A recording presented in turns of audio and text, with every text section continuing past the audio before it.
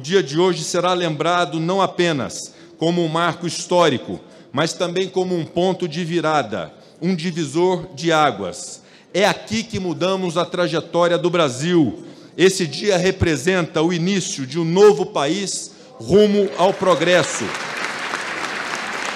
É uma história de muita luta, porque quando você propõe alguma mudança, ela às vezes gera medo, e para mudar mesmo você precisa ter ousadia, tem que ter coragem, tem que ter persistência. E nós conseguimos. Claro que num esforço de muitas pessoas. Ninguém faz nada sozinho, ninguém faz uma reforma tributária sem um conjunto de atores, de lideranças políticas que conseguiram avançar nessa pauta. Eu me lembro que em 2019, quando eu apresentei a reforma tributária, nós já tínhamos 35 anos de debates na Câmara e no Senado. Tinha muita dúvida. A reforma é melhor para a indústria, em detrimento aos serviços. É prejudicial ao agro, ao turismo. E nós conseguimos alinhar politicamente, eu costumo dizer, ressalvar os destaques, o apoiamento de todos os setores produtivos a favor da reforma. Porque compreenderam que o Brasil ganhando competitividade, ganhando eficiência econômica, eficiência produtiva, eliminando o custo e tendo um sistema tributário mais simplificado, mais justo, ia permitir a economia brasileira voltar a competir. Nosso sistema é de 1965, então eu não era nem nascido quando esse sistema tributário foi adotado sobre o consumo, onde a gente tem uma carga tributária que pesa muito mais sobre a tributação indireta, sobre o consumo, do que sobre a renda.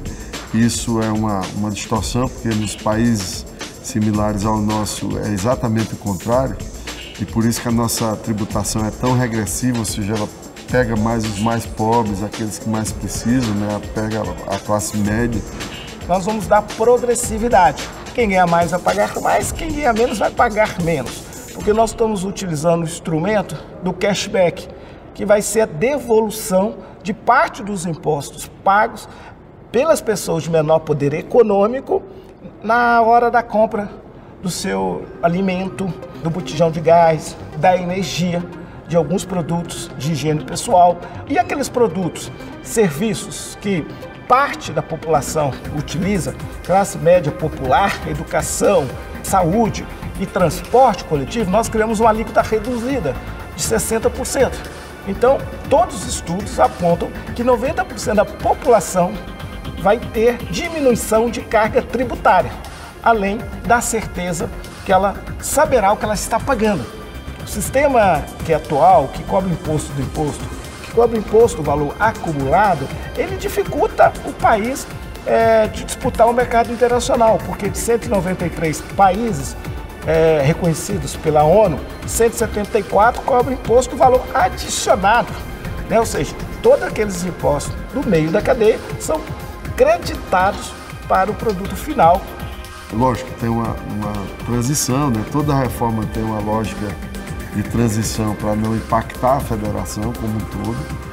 Outra grande dificuldade era retirar os impostos também da origem, aonde emite a nota fiscal. A reforma sempre defendeu o que é correto, o imposto no destino, porque não tem sentido um cidadão de Piauí pagar imposto para São Paulo. Então aquele imposto que antes o governador decidia sobre ele com as assembleias legislativas, ele passou a não decidir. Por quê? Porque o imposto não é mais dele, é do estado de destino. Isso acabou com essa guerra fiscal. Mas você precisava ter um instrumento de estratégia de desenvolvimento regional nacional. E aí demos uma solução do Fundo de Desenvolvimento Regional, mas houve o compromisso do governo em aportar os recursos do fundo, né? São 60 bilhões por ano, é um recurso muito expressivo. A reforma tributária não tem viés ideológico.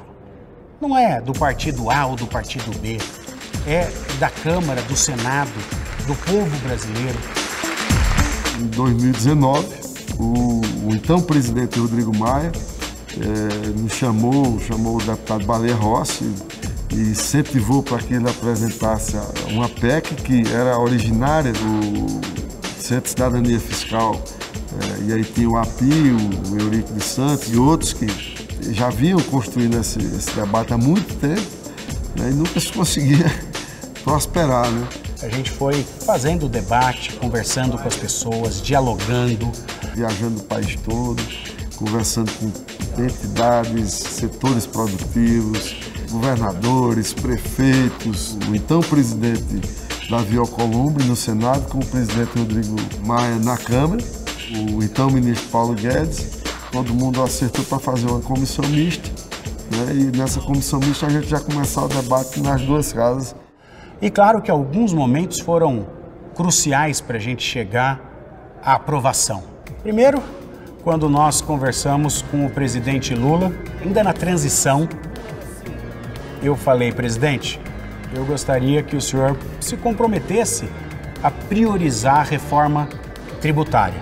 O presidente estendeu a mão, apertou a minha mão e falou, fechado, Baleia. Você conversa com o Haddad e vocês tocam isso. O Haddad ainda não tinha sido anunciado ministro da Fazenda, então ali foi o primeiro sinal que era o Haddad o cara da Fazenda. E depois, uma conversa com o presidente Arthur Lira, e o Arthur, da mesma forma, foi muito positivo. Falou, Baleia, nós vamos tocar a reforma tributária.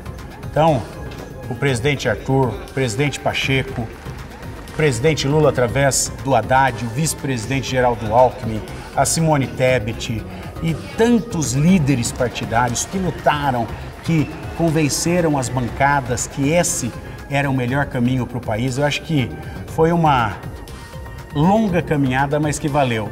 E graças a esse alinhamento, esse diálogo e esse entendimento do presidente Lula, tanto que ele criou, no primeiro dia de governo, a Secretaria Extraordinária da Reforma Tributária e indicou o Bernardo Pia, que é um especialista, para coordenar essa secretaria. Foi fundamental também essa sabedoria de patrocinar as PECs que estavam tramitando aqui na casa, que na verdade são PECs ecumênicas, porque elas têm um pouquinho dos últimos 40 anos de várias iniciativas de diversos parlamentares e de diversos governos que tentaram aprovar um novo sistema tributário para o país e não conseguiram. Portanto, esse foi o somatório, a sabedoria de ter patrocinado a PEC em tramitação na casa e dado a ela uma característica de reforma do Estado e, portanto, patrocinado os acordos necessários para a aprovação desta reforma, que eu julgo ser a maior e mais estruturante reforma do Estado brasileiro.